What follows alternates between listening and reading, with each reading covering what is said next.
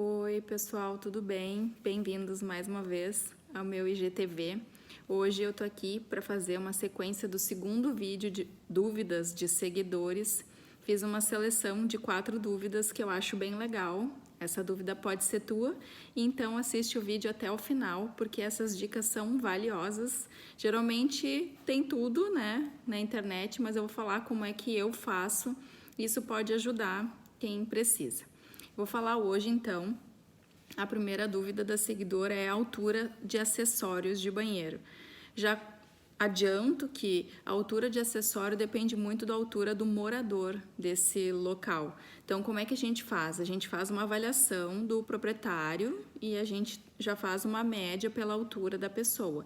Mas existe uma média padrão que eu vou passar aqui para vocês. Então, a altura do porta-papel higiênico ou papeleira, né, dependendo da região do Brasil, a gente usa de 50 a 60 centímetros do piso.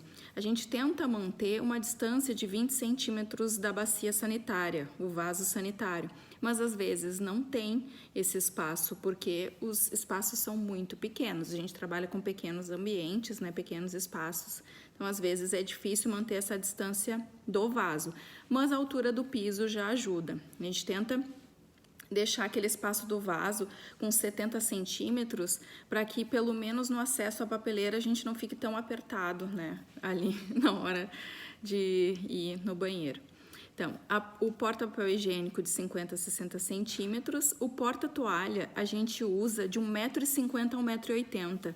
Eu sei que existem algumas informações assim dentro de informações técnicas, né, do Neuffer ou de mencionamento para espaços de interiores que pedem a partir de 1,20 m, mas a gente prefere também de 1,50 m a 1,60 m, dependendo da altura do proprietário desse banheiro.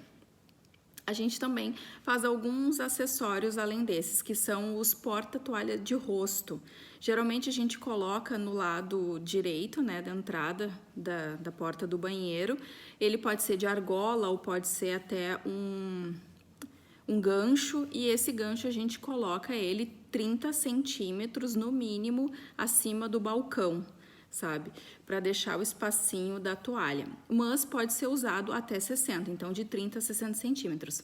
A gente trabalha sempre muito personalizado, mas isso já é uma ajuda para quem não tem noção nenhuma, né, de onde pendurar as coisas. Eu gosto de fazer nesse formato.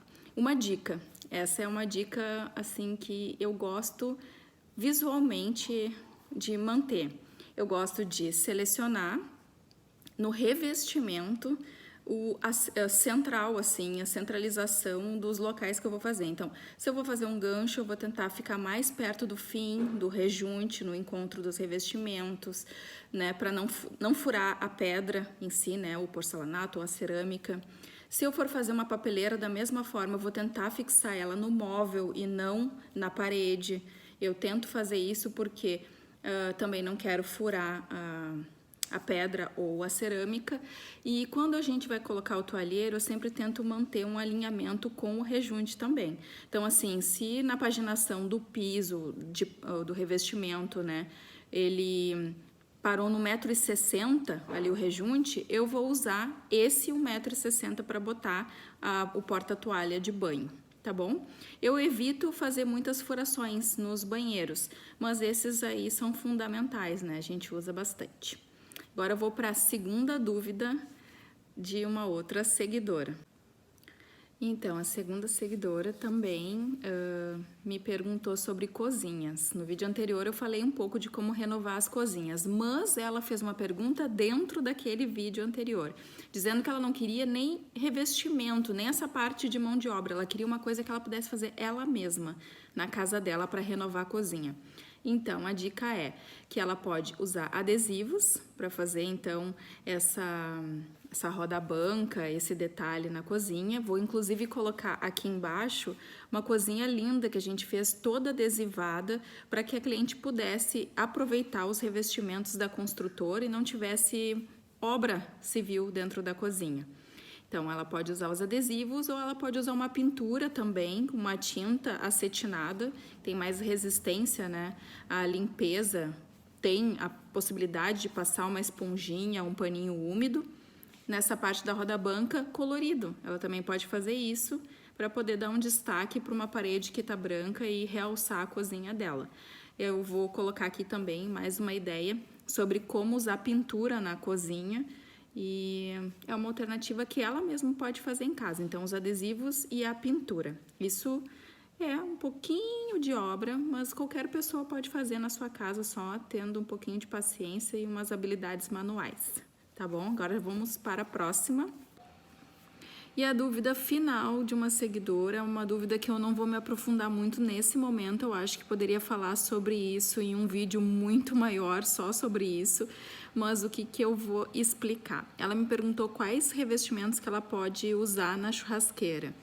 A única coisa que ela tem que tomar cuidado é que o revestimento tenha resistência ao calor, tá? É a única coisa que ela tem que cuidar. Ela pode escolher madeira, ela pode escolher porcelanato, cerâmica, algum tipo de textura. Ela só tem que ter certeza que esse material, que o fornecedor desse material viabiliza o uso para revestimento de churrasqueira. Por quê? Porque existem texturas que não são usadas na churrasqueira porque elas podem trincar. Texturas de cimento queimado, por exemplo.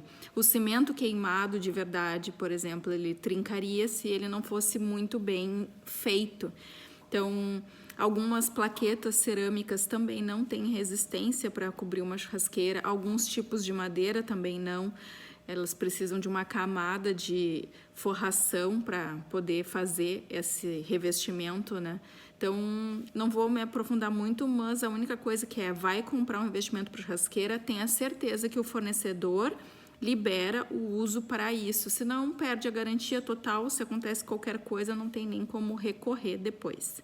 Tá bom? Essas são as dicas e a gente vai se vendo na próxima semana. Eu abro a caixinha de novo e a gente continua conversando. Um beijo e até mais.